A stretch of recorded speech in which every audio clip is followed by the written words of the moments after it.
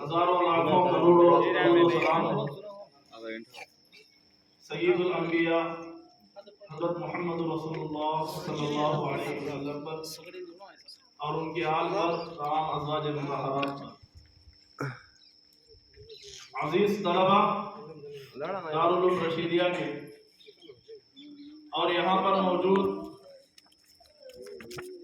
जश्न यौम आज़ादी के मौके पर हमारे भंडारपेट के मुअज़्ज़ज़ नौजवान भाइयों और दोस्तों और प्यारे बच्चों, हम तमाम जो जमा हुए हैं, एक खुशी का मौका है क्योंकि पूरा देश, पूरा वतन इस वक्त जो है 75वां यौम आज़ादी का जश्न मना रहा है।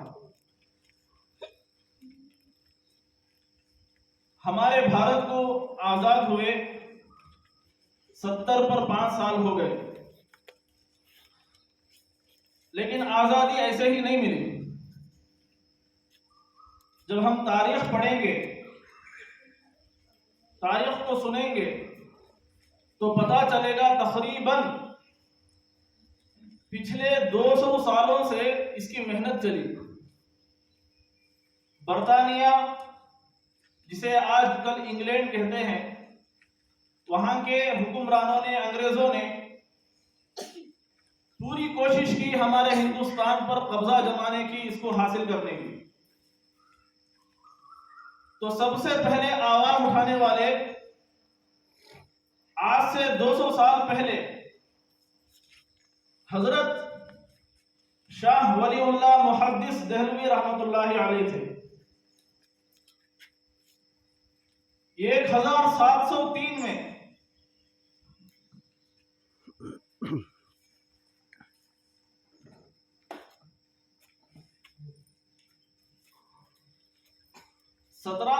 में जो है हजरत शाह वलीउल्लाह मुहद्दिस रहमतुल्लाहि अलैह ने अंग्रेजों के खिलाफ आलमी बगावत शुरू किया। फिर इसी तरह आगे बढ़ते हुए हजरत अब्दुल अजीज रहमतुल्लाहि अलैह, फिर उनके शागिर्द, क्योंकि इस वक्त हम जो जश्न मना रहे हैं ये 2022 है, 2020 कर दो, लेकिन इसकी कोशिश हिंदुस्तान को आजाद कराने के लिए जो आवाज उठाए थे सबसे पहले 1703 में, तकरीबन 250 साल पहले, तो वो हजरत शाह वलीउल्लाह मुहद्दिस देहलवी रहमतुल्लाहि अलैह थे। फिर उनकी कोशिशों से उनके शागिर्द, फिर उनके शागिर्दों के शागिर्द, फिर 1860 पर 6 में 1866 में जो है दारुल उलूम देवबंद की बुनियाद पड़ी। दारुल उलूम देवबंद कायम करने का मकसद, उसके पीछे अंग्रेजों के जो है कब्जे से छुटकारा हासिल करने के लिए, आजादी हासिल करने के लिए अकाबिर देवबंद ने, जिनमें सरे फहरिस्त हजरत हुज्जतुल इस्लाम मौलाना कासिम नानवी रहमतुल्लाहि अलैह, हजरत हाजी आबिद हुसैन रहमतुल्लाहि अलैह और भी बहुत से बुजुर्गों ने मिलकर जो है दारुल उलूम देवबंद को कायम किया।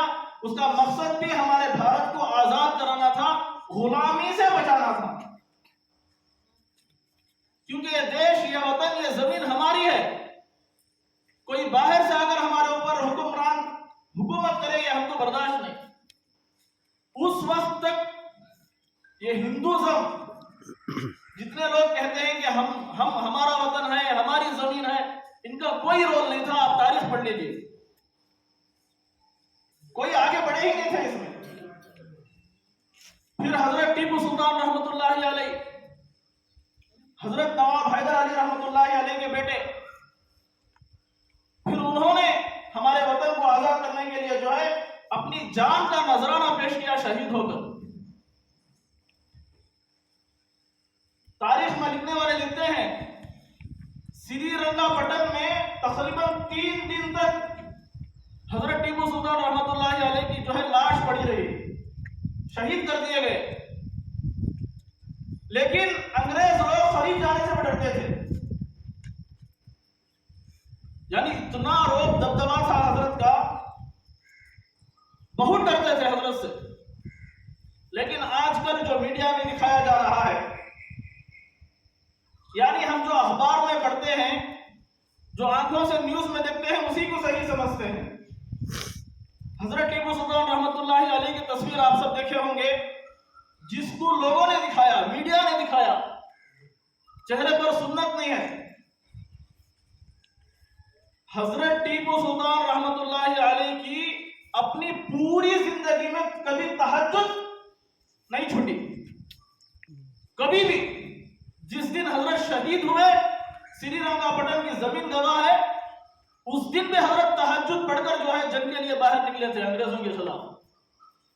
तो आप अपने सीने पर हाथ रखकर बताएं, कोई भी वली, कोई भी अल्लाह का दोस्त, कोई भी अल्लाह का महबूब ऐसा हो सकता है कि रोजाना तहज्जुद भी पढ़ता हो और उसके चेहरे पर सुन्नत ना हो?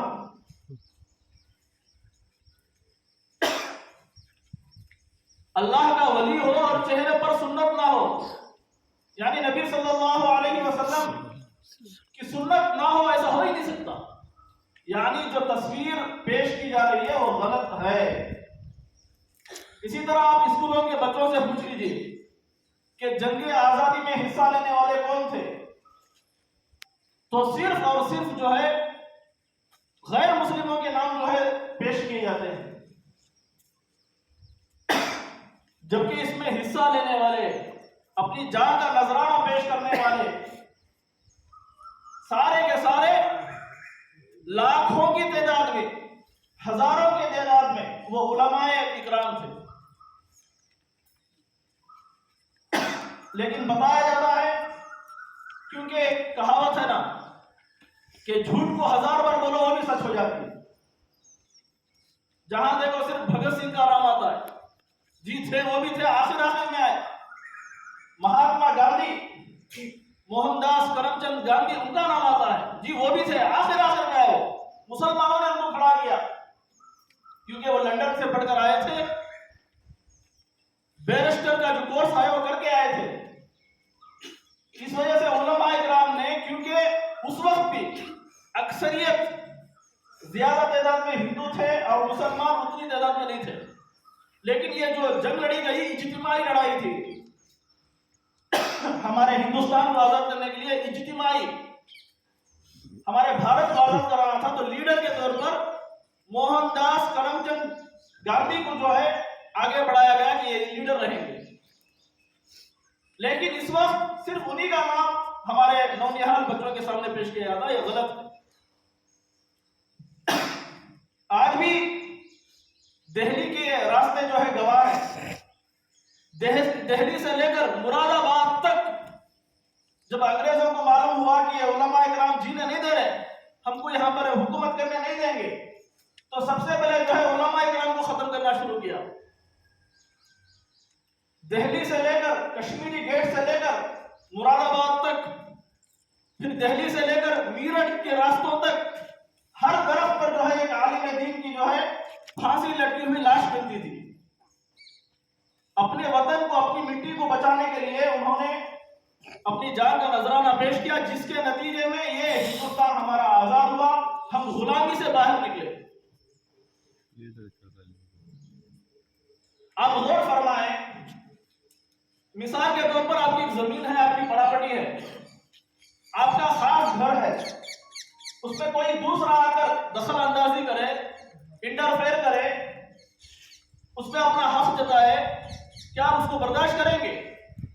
आपके घर में आकर कोई आपको गुलाम बनाकर रखना चाहे, अपना हुक्म, अपना ऑर्डर चलाना चाहे, क्या आप उसको बर्दाश्त करेंगे? इसी तरह ये वतन, ये भारत हमारा है, ये जमीन हमारी है, हमारे बुजुर्गों ने इसको आजाद करवाया। किसी कहने वाले ने क्या क्या साफ कहा है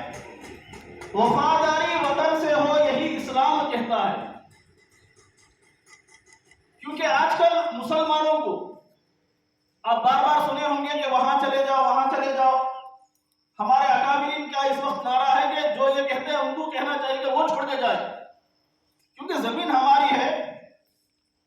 कोई भी बाहर से जब भारत को आता है, हिंदुस्तान को आता है, तो सबसे पहले क्या देखता है वो? ताजमहल किसने बनाया? ताजमहल, कुतुब मीनार किसने बनाया? लाल किला किसने बनाया? चार मीनार किसने बनाया? जब भारत को आते हैं, इंडिया को आते हैं, सबसे पहले नजर आने वाली चीजें, अभी 2-3 साल पहले जो अमेरिका का सदर भी आया था, वो भी सबसे पहले जो है आगरा पहुंचकर जो है ताजमहल का दीदार किया। क्यों? इसके अलावा खूबसूरत कोई चीज है ही नहीं। 7 अजूबा में से एक अजूबा शाहजहां ने तामीर करवाया। आज भी जो है, और सैकड़ों साल तक इंशाल्लाह, जब तक ख़यामत नहीं आएगी, वो बाकी रहेगा। तो किसी शायर ने क्या खूब कहा, वफादारी वतन से हो यही इस्लाम कहता है। हम अपने दिल के हर गोशे में हिंदुस्तान रखते हैं। वफादारी वतन से हो यही इस्लाम कहता है। हम अपने दिल के हर गोशे में हिंदुस्तान रखते हैं। चमन अपना, वतन अपना, जमीन और आसमां अपना। चमन अपना, वतन अपना, जमीन और आसमां अपना। जहां में सबसे प्यारा है हमें हिंदुस्तान अपना। जो हजरात यहाँ पर हाजिर हैं, हमारे बंगारपेट के शहरियों में, अगर कोई हमारे भारत को छोड़कर कहीं बाहर गए हों, सऊदी अरेबिया गए हों, बर्तानिया गए हों, अमेरिका गए हों, वो जानते हैं इस बात को कि जब हम ये हिंदुस्तान की मिट्टी को छोड़कर जब बाहर चले जाते हैं, 7 समंदर पार, तब आपको जो है एहसास होगा ये वतन कितना अजीज है,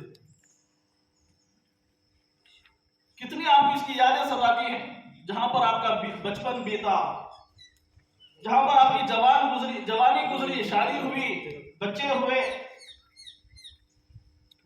क्यों? ये वतन से मोहब्बत की निशानी। इसकी कदर मालूम करनी है तो आपको बाहर जाना पड़ेगा। जैसे कहते हैं माँ बाप की कदर मालूम होना है तो दूर जाएंगे तब पता चलेगा कि माँ बाप क्या होते हैं।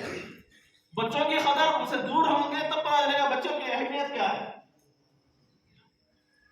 चमन अपना, वतन अपना, जमीन और आसमां अपना। जहां में सबसे प्यारा है हमें हिंदुस्तान अपना।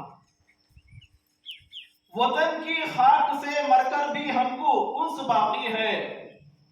जब हम मर जाते हैं तब भी हमको जो है वतन से मोहब्बत रहती है, जमीन से मोहब्बत रहती है, जिसकी वजह से मुसलमानों को दफनाया जाता है, जलाया नहीं जाता। मुसलमानों को दफनाया जाता, जलाया नहीं जाता। वतन की खाक से मरकर भी हमको उन्स बाकी है। मजा दामाने मादर का है इस मिट्टी के दामन में। जैसे माँ की कोख होती है, माँ का पेट होता है, उस तरह एक मुसलमान सच्चा ईमान वाला जो है ये यकीन रखता है मजा दामाने मादर का है इस मिट्टी के दामन में। जैसे माँ के गोद में सोने से जो नींद आती है, जो मजा आता है, जो लुत्फ आता है, इसी तरह ये मिट्टी में जब हम सोते हैं तो वही मजा एक मुसलमान को मिल आता है। तो कहने का मकसद ये है कि ये आजादी जो मिली है हमको, इसके पीछे जो है सिर्फ गैर मुस्लिमों का नहीं, उससे कई गुना ज्यादा जो है मुसलमानों का हाथ है। उसमें भी उलमा इकराम का। सिर्फ हमारी उंगली कट जाती है, पैर में जख्म आ जाता तो कितनी तकलीफ होती, लेकिन उलमा इकराम ने जान का नजराना पेश किया वतन को आजाद कराने के लिए। कभी पीछे नहीं हटे। जब कभी जो है वतन की, भारत की इज्जत की, आन बान शान की बारी आई तो अपने जान का जो है नजराना पेश करते। और इसी के नतीजे में आज से 100 साल पहले, आज से 100 साल पहले जो है 1919 में 1919 में जमीयतुल उलमा कायम हुई। हजरत किफायतुल्लाह, मौलाना किफायतुल्लाह रहमतुल्लाहि अलैह ने जो है इसकी बागडोर संभाली, सबसे पहले जो है सदर बने, और आज तक हमारी लड़ाई जारी है। जमीयत उलमा हिंद के प्लेटफॉर्म से आज तक जो है लड़ाई जारी है। तो कहने का मकसद यह है कि बच्चों के जहन में यह रहना चाहिए, क्योंकि मीडिया में जो बताया जाता है, टीवियों में जो दिखाया जाता है, प्रिंट मीडिया, इलेक्ट्रॉनिक मीडिया में, वो हकीकत नहीं है, वो सच्चाई नहीं है। सच्चाई वो है जो हकीकत पर मबनी है, जो सच्चाई उलमा इकराम ने अपने जानों का नजराना पेश किया। आखिर में जब आजादी का मौका आया, मोहनदास करमचंद गांधी जी को जो है इसमें लीडर बनाकर पेश किया, जिसकी वजह से आज भी उन्हीं को याद किया जाता है।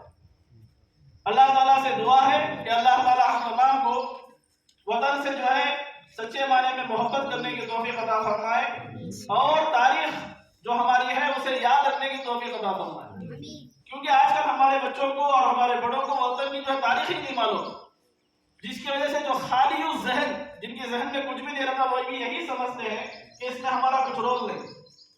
बिल्कुल गलत, क्योंकि आजादी हुई, जो हिंदुस्तान आजाद हुआ इसको तो 75 साल हुए, लेकिन इसके पीछे हाथ उलमा इकराम का 200-300 साल से चला रहा है। तकरीबन 200-300 साल जो है अंग्रेजों ने यहाँ पे हुकूमत की। यहाँ का जितना खाम माल, कच्चा माल था, सोने की शक्ल में और खाद की शक्ल में, लोहे की शक्ल में, खाली बयान चल रहा है, ऐसा पकड़ता, वहां पर जो है उसको बेचकर कारखाने बनाकर उन्होंने जो है अपनी करेंसी में खाली उसको बयान तब्दील चल किया। रहा। और आप सब बेहतर जानते हैं, आज भी कोहे-नूर हीरा जो है हमारे भारत में नहीं है, वो जबकि वो हमारी प्रॉपर्टी, हमारी जागीर, वो हमारा हिस्सा है। कोहे-नूर सबसे कीमती हीरा जो है आज भी जो है बैरून हिंद, बैरून मुल्क है वो। एक जमाने में आप भी बेहतर जानते हैं, सुने भी होंगे कि हिंदुस्तान को सोने की चिड़िया कहा जाता था, हमारे भारत को जो है सोने की चिड़िया। अलगर्ज मेरे प्यारे बच्चों, दारुल रशीदिया के और यहाँ के मुदल्लिसीन मौलाना अब्दुल करीम साहब और मौलाना नेमतुल्लाह कासमी साहब और यहाँ पर मौजूद मुफ्ती अब्दुल मुसव्विर साहब और हाफिज सैफुल्लाह साहब और हमारे मौलाना नेमतुल्लाह साहब के बहनवी जो टोपल से तशरीफ लाए हैं, तमाम का मैं शुक्रिया अदा करता हूँ। आपने अपना कीमती वक्त निकालकर हमारे साथ जुड़े, हमारे इस इज्तिमा में शरीक हुए, हमारे इस नौनिहाल बच्चों की जो है हिम्मत अफजाई फरमाई। अल्लाह ताला हम तमाम के जमा होने को बेइंतहा कबूल फरमाए।